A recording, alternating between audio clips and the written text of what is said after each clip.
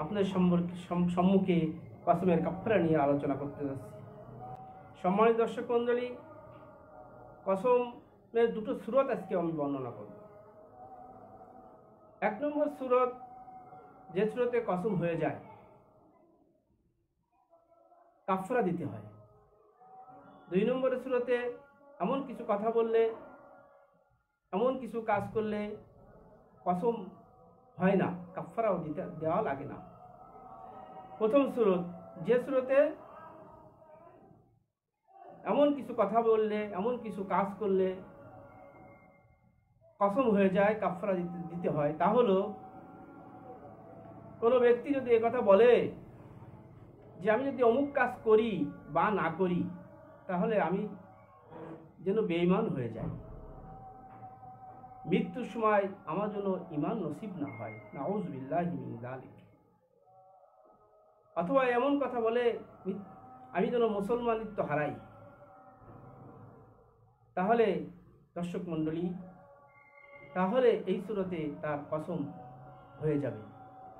তবে এমন কসম খাওয়া নিন্দনীয়। এই সূরতে তার কাফারা দেওয়া লাগবে। তবে একটি মাসালা থেকে গেল যে তাহলে কি সে বেঈমান হয়ে যাবে?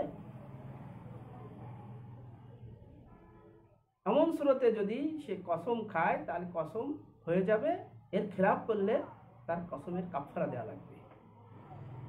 তবে একটি বিষয় থেকে যায়, তাহলে কি সে বেঈমান হয়ে যাবে? না, সম্মানিত দর্শক মণ্ডলী, সে বেঈমান হবে না।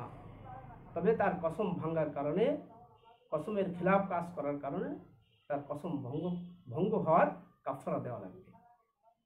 2 নম্বরের সূরতে কোনো ব্যক্তি যদি এই কথা বলে যে আমি যদি এই কাজ করি বা না করি তাহলে আমার উপরে আল্লাহর গজব নেমে আসে,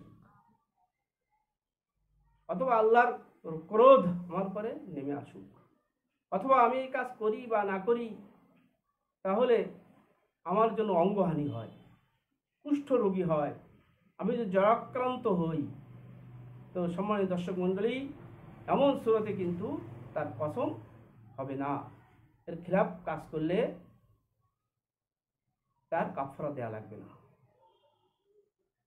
তবে এমন কথা কাজ করা, বলা এবং এমন কথা কাজ করা, বলা শরীয়তে নিন্দনীয়।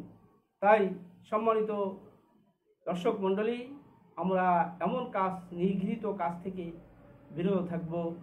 আল্লাহ রাব্বুল আলামিন আমাদের তৌফিক দান করুক। তবে কসমের কাফারা কি, এ সম্পর্কে পরবর্তী একটি ভিডিওর মাধ্যমে আপনাদেরকে জানাবো ইনশাআল্লাহ। আল্লাহ রাব্বুল আলামিন এই মাসালার প্রতি আমল করার তৌফিক দান করুক। সম্মানিত দর্শক, আমার চ্যানেলটি সাবস্ক্রাইব করবেন, দিন প্রচারে, দ্বীনি মাসলা প্রচারে আমার পাশে থাকবেন, সহায়তা করবেন, এই আশা ব্যক্ত করে আজকের মতো এখানে শেষ করছি। আসসালামু আলাইকুম ওয়া রাহমাতুল্লাহি ওয়া বারাকাতুহু।